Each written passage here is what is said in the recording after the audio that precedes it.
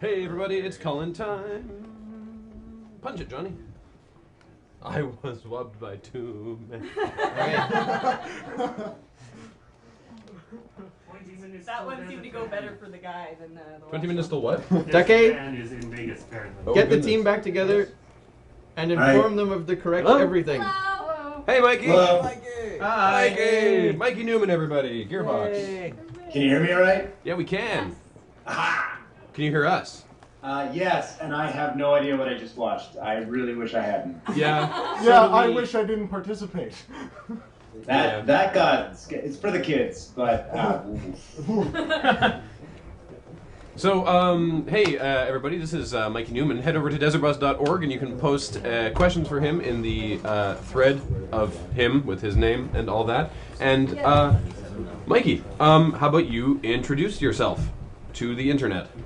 Oh, hello, Internet. My name is Mikey Neumann. I work at Gearbox Software. I couldn't tell you what my current title is. I don't know. I've worked there for, I guess, almost 11 years now. I started there when I was 19, working on some Counter-Strike stuff back in the day, and I've been there ever since. So I've worked on, from the Counter-Strike stuff to the Half-Life stuff to Halo PC to all the Brothers in Arms games to Borderlands, Borderlands 2, Aliens, Clone Marines. But everyone's favorite, I know everyone's favorite is Samba de Amigo, right? So Yes. clearly. And that one we don't talk about? Sorry? And the game that you didn't mention? Which one did I miss? Duke Nukem Forever. Oh, yeah. No, yes. Oh, Funny how Sorry. easily it's... I mean, that was a cool thing. I mean, we got to be part of history by shipping the unshippable. I mean, everyone's free to have their own opinions, but I think it was really cool just to do it. If you had told me when I was like 14 or 15, you know, when those original E3 videos came out, like way back in the day, if you had told me I would have been in the first 30 people credited on that game 15 years from that point, I don't think I would have believed you, you know? No, I don't think anyone would have believed that. So, yeah, I'm just going to get this out of the way right now because it's the first question in your thing and it's something that we've asked all of our guests this year apparently. What is your stance on erotic Star Trek fan fiction? Yeah, that actually got asked of me before I even realized what was going on. I was getting tweeted stuff about that. I believe my response was that I'm boning up on my Tasha Yar fiction. Nice. Come on. Very- Boning up. Very nice. Yeah, see, well, yeah. well played. It's a double entendre, if you will, Mm. involving anatomy. What? What is Scooter's view on erotic Star Wars fan fiction? I have to imagine it would be something akin to "Get you one," or 2 or 3 or 5. Speaking of Scooter, I assume there's more of him in Borderlands 2, yeah? Yeah, I let that one slip. I didn't realize we hadn't announced some of that stuff, and I was like, I'm totally doing more Scooter VO. So apparently I accidentally announced that on Twitter. Oh, whoops. So some people were, yeah, well, whatever. Like, come on, like we weren't gonna bring Scooter back. Well, that's the thing is, in Borderlands 1, I loved Scooter. He was great. And then when you clear that area, it's just no more Scooter. He's gone. Did you play, we brought him back in General Knox. That's You have to true. be kind of careful, you know, like there is absolutely something that could be too much Scooter. Like, for example, when I walk around the office and try to have meetings as Scooter, that's too much. Yeah, okay, I can see how that could be too much. Don't listen to your detractors. Yeah. Did you know that I was also the voice of the midget, and I just recorded a bunch more midget VO as well, Really? which requires me to scream at the top of my lungs for about 2 hours, and then we just pitch it up, and that's yeah, because the midget's basically like, "Ah!" Like that's really all of his dialogue, and you really need to find out where that character's coming from, you know, what are his motivations, what's his history, you know. How many different lines of midget grunting did you have to record? We expanded the midget significantly thanks to the magic of Anthony Birch, who's writing Borderlands 2. I'm sure there's some Anthony Birch fans out there. Mm-hmm. We made the character a lot more. The midget now sings his own theme music and stuff like that, so it's pretty good. Awesome. Oh, Anthony's not with me today, obviously, no. but I thought I'd bring him here in spirit. This is the puppet. Oh God! Yeah. Oh. Wow. Just so he's here in spirit. How is? Sorry, some people in the chat are trying to correct our spelling, and Johnny has your name spelled on the overlay the way that you have it spelled on Skype. And Yeah, it's Neumann. all right. Well, there we go. Okay. It's very Germanic. MN. Mann. Oh no. You see, Johnny, you've got an MN. Oh yeah, you're right. Yeah. There we go. The system works. All right. As long as I didn't fill in. What makes a better monster, giant spiders or parasitic worms? Wow. That's Suck it, Jared. That's a good question. I like that. Meh. Oof. It depends on the size because parasitic implies some kind of small worm, but like I'm a fan of gigantic worms. Although giant spiders. I think I'm gonna have to give the edge to Harry Potter here because they had giant spiders and they were always great. So gonna go with spiders. Nice. Do you have any advice to fans who are trying to become writers or voice actors as cool as you? Yeah, I do, and I think Anthony would echo because we're pretty much the two writers at Gearbox. I think the best advice I could give, especially with something like Borderlands, which is why we hired Anthony, I or anyone else in the industry could turn somebody into a game writer that's already funny fairly easily. I can't turn someone who's already kind of a game writer into somebody funny. So it really comes down to talent. And Anthony had that in spades because he's just a funny guy. And then he made that transition really well. So yeah, I would definitely, like, if you want to write in the industry, work on your writing, write a novel, write screenplays, write whatever, and we'll send you a writing challenge and see where that goes. All right. It's a question from Mike Robles, actually. I see. Of course. With all the writing you do you feel that your recent medical issues have driven you to write more? Wow. Robles with the softballs, jeez. Yeah, I know. I was debating not asking that one, but I was like, well, it's Robles, so yeah, I guess, if you, I mean, do we need to like give some background on that? oh, maybe, I guess. I mean, I figured if you didn't like it, you could just punch Robles next time you see him. So. I punch him every time I see him anyway. Oh, well then. punch him Actually, as a matter of fact, when I don't punch him, he'll realize something's wrong. He's in the chat. He says, "Hey man, I care." Aww. I know. We can't make a heart. See, this is what a stroke does to you. So yeah, I guess about 60 days ago, I was at work and we were playing Left 4 Dead 2, and I realized something was not right. Like my arm was really numb, my leg was numb, and I was playing really bad, like the worst Left 4 Dead that you've ever seen. I went to leave, and I ended up falling down the stairs at work. Oh, jeez. And and I got in my car, and I don't really remember getting in my car at all. And when I got home, I called my sister, like, kind of freaked out. I was like, I think I'm having a stroke. She's like, how do you know? And I'm like, well, I just went down WebMD, and I read them all. And so I was in the hospital for about 10 days from complications from the stroke. Because I have something that's called a PFO, a patent formal ovale, I believe is the pronunciation. My Latin's not very good.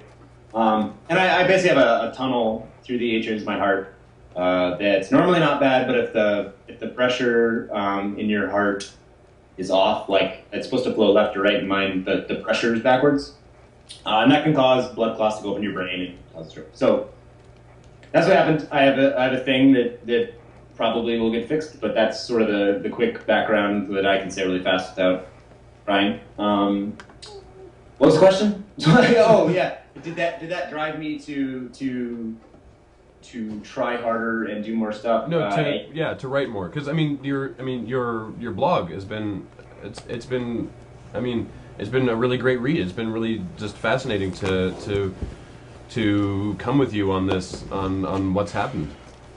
Yeah, yeah. It's funny reading that first blog entry again because it definitely, in partial answer to the Robles question, it was like 5 in the morning that first blog entry, and I was so angry because I mean you're up for 36 hours, people are poking and prodding. This is before we really had identified the PFO completely. Like we didn't really know exactly what was going on there, and yeah, it just kind of came out because I love writing. And I had been working on my novel at the time too, and the blog was sort of born out of that. And then I finished up the novel, and I'm kind of shopping that around right now. And I decided I'm going to write, direct a movie next year. So absolutely, because the thing is, like, yeah, I mean, you do what you love, and if you realize a little earlier than most, because I'm only 29, that's definitely not a time when you're going to be like, I'm going to die at some point. Yeah, you do want to do the most with the time you have. So, and I love writing, and I certainly have written a lot more since the incident. All right. Yeah, Debbie Downer in here. Jeez. Well, I mean, it's something that you've talked about a lot on your Twitter, and Yeah. it's But it actually became easier. That's one of the things the blog is about, and definitely like tweeting about it is one. It's cathartic for me to talk about the emotions because they're complicated, you know. And I was able to also simultaneously give updates to people because on certain days, like I had some bad days in the hospital. There was a couple days, I'm sure my dad remembers one specifically where I just broke down and then he broke down and it was ugly. And then you have all these people all the time like calling you, understandably, like absolutely, I had the most support ever, but you do get tired of explaining the same thing over and over because it's really painful a lot of times, especially when you don't know. So the blog was a way to just kind of put that out there so that anyone that wanted to know, instead of just being like, how are you doing today? That kind of thing. Like I could just put it out there and update everyone on how I'm doing. Because the thing is, like, if you ask how I'm doing, you better be ready for an answer of not great, you know? Right. And not everybody takes that very well. So yeah, it did give a central hub where I could sort of put the information out there, but do it in a way that was funny and interesting, hopefully, that people could read and relate to and understand and kind of laugh with me sometimes because it's fun to laugh. Yeah. All right, I'm gonna get back into Borderlands now, but Sweet. So there was, there's a couple questions about that, so I figured we should address it. All right, what part of Borderlands are you personally the most proud of? I would say easily the intro, the Ain't No Rest for the Wicked bus ride on the first one. I did that. There was a lot. That wasn't just me by any stretch of the imagination, but it started out just me and this guy, this amazing talent named Richard Jessup, who's a designer / cinematic artist, and we kind of just came in over the weekend and worked all that out, and it was super fun because we realized what made us laugh and what got us into the game was actually kind of amplified around the company in the same way, because it was very organic how that happened. Like when we had the scab walking around and then we're like, what if we hit it with the bus? And then we hit it with the bus and we're like, what if we had that present like the 2K presents? And it's this organic process, you know. And then it was like, wait, it should be stuck to the front of the bus. And then I went in the sound booth and made that noise, so he's flapping around. And then it was that process. And to see everyone, like all the fans are crazy about the intro. So I'm definitely most proud of that and all the work that all of us did, the animators, the artists, everybody. That I think set the tone really well for what Borderlands was, so that you were not confused when you went in that this game was going to be kind of silly and funny and over the top, badass, like all those things. Yeah. Just kind of congealed into this one really easy to digest piece. Yeah, I think that it was. I love that intro. It didn't stop us from doing it for Unskippable. Yeah, I was gonna say, wasn't there an Unskippable? Because you guys did Hell's Highway and Borderlands. Like we do bad games and we do games that we like. Yeah. Like I love the You take Borderlands. anything out of context, it's fun. Yeah, exactly. And it meant that I didn't realize that you made that you made the noise for the scab, because in the Unskippable I also added another layer of the scab going. Well, it was one of the things we realized when we were watching it back, because you have its like mouth like doing this and its tongue's all doing this, and we're like, we need that punching mayonnaise noise or whatever you want. I don't know why that was the metaphor I went with, but yeah, you needed that awful, disgusting slapping noise to like really bring it all in. Yeah. Someone was actually asking how you feel about that episode of Unskippable. I thought it was funny. Like the thing is, I've watched almost all of them, and it works. It's funny. It's a great idea for a show. Just MST3K like cutscenes. Like we all do it, right? Exactly. And calling it Unskippable is genius because that's. Oh, thank you. Unskippable cutscenes are kind of. Well, thank you very much. That name has only been a problem when when there is a clear like press this button to skip visible through the entire episode. Oh yeah, I don't like, because you know the person that did that, it wasn't like, because cutscenes are definitely one of the things in the industry that people go different ways on. Some people just hate cutscenes. Yeah. Some people love them. It's when somebody puts their heart and soul into the art of the game and like trying to tell that story, and some programmers like, I've decided this will be on the screen at all times, and it's like, come on, you know. Yeah, like. But they press the button and it comes up. That's one thing. Just like telling the player that we don't like this and it sucks is like, come on, that's not. It does make the game seem sort of embarrassed about the cutscene when there's a press to skip thing visible the whole time. You're sort of like, oh, do you not? Distracting. Do you not want me to watch this? So we've actually just. Yeah, it's like having a DVD and having like press this button to go to the next chapter, just always up. Yeah. Bottom. That's a good analogy. You should do some writing. Yeah, you should write for stuff. Yeah. Oh god, everyone's asking the Star Trek question now. Sorry, everyone is trying to be the first person to ask the Star Trek fanfic. Is there really question. like that much like you can glean from? Like, what happened? How did that come about? The whole Star Trek. One fanfic? person asked it in a thread when we were talking to John Scalzi on Saturday, and I was like, whatever, bust it. I'll ask this guy. And then someone asked it again when we were talking to Steve Butts from the Escapists later that evening, and then it was just like, well, I guess we're just asking everyone what they think of Star Trek fanfic now. It's like any fanfic. There's good and bad. Like I think my brain went sex fanfic, and now I'm realizing you're asking only about fanfic. It is clearly labeled as Star Trek erotic fanfiction. There was only one piece of erotic fanfic that ever bothered me. What was that? Snape and Ronald Weasley. I was like, no, not okay, not okay, not okay. Oh, here's an interesting question. Why did Gearbox pick the Flashlight Barney from the tram ride to be the character in Blue Shift? Any reason in particular? Wow, that's going back. Yeah. I can only wager a guess based on what I know, because the first thing I was even near at Gearbox was Half-Life PlayStation 2. If I were to guess, it was finding a character that everybody knew and could relate to and wanted to be from Half-Life, because we didn't have opposing force, obviously, so... Mm-hmm. I don't know. It's interesting to think about, what does a security guard do in that situation? You know, because you got glimpses of them in the same way that Op 4 kind of happened. You got glimpses of the army guys. So that's my guess. You guys should tweet at Duval Magic and ask Randy yourselves, because it's a little outside my time. Right. I was like 16 when that game came out. Even if you know, you probably can't comment on this, but I'll ask anyway. Are there any future plans for Duke Nukem? Are there future plans for Duke Nukem? I would hope so. Yeah, I would hope so. See what I did there? Nice.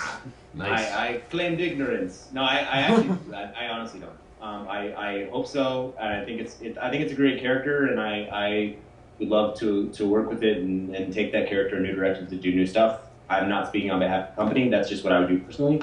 Because Duke's pretty cool. So here's open. Do you have an interesting fact related to Duke Nukem Forever? I have an interesting fact. Well, this is a question from the viewers, but we're also collecting facts. Yeah. From all of the Yeah. And callers. it kind of. I mean, during Duke, I was working on Borderlands and Furious 4 and Aliens. Like that's really what I've been spending my time on. So I'm not as close to it as other people who can probably answer that better. Can we maybe get like just a fact from life? I kind of have a theory I want to test here. Just Yeah, like yeah. any Because fact, we are- any fact you we're want being- about anything. We're being given someone has challenged us to collect facts from everyone, and we get $5 per fact. We can only get one fact per person, so we'd love to collect a fact from you. That specific to Duke, though? No, No, anything. anything. It can be about anything. It can be about Anything you. you It want. can just be trivia you know. One of the least known and most embarrassing facts from Borderlands was the mocap for Lilith and the bus ride was me. Wow. Wow. I did not know that. Yeah, we actually filmed all the mocap for everything, and I made them turn off the cameras so there would never be evidence as I sashayed across the mocap room. I don't think I'm going to be able to watch that intro again in quite the same way. Dude, you I know, right? It's, yeah. Like, some boys lost their cherries to that, I think. Yeah, and then they find out, they're like, like it's not okay, and that makes that fact amazing. Agreed. We had I love this question. All right, as a writer and voice actor in the gaming industry, what do you think is this generation's Zug Zug? Is it Zug Zug or Zub Zub? I thought it was. I think it's a G. Hello. I feel like That's it's. interesting. I feel like it's Zug Zug. I mean, it almost seems like it has to be a Mario game or a Zelda game because they always have those little. Actually, you know what? I got the answer. Okay. Navi, listen! Like that whole thing Yeah. from Zelda, like, it's those repeated little bits that you end up making fun of, but, I don't know, like, Well, in that's terms still- of Gearbox games that people quote me on, like, or quote Gearbox on, you know? Mhm. Definitely, hey, check me out, I'm dancing. I was about to say, yeah.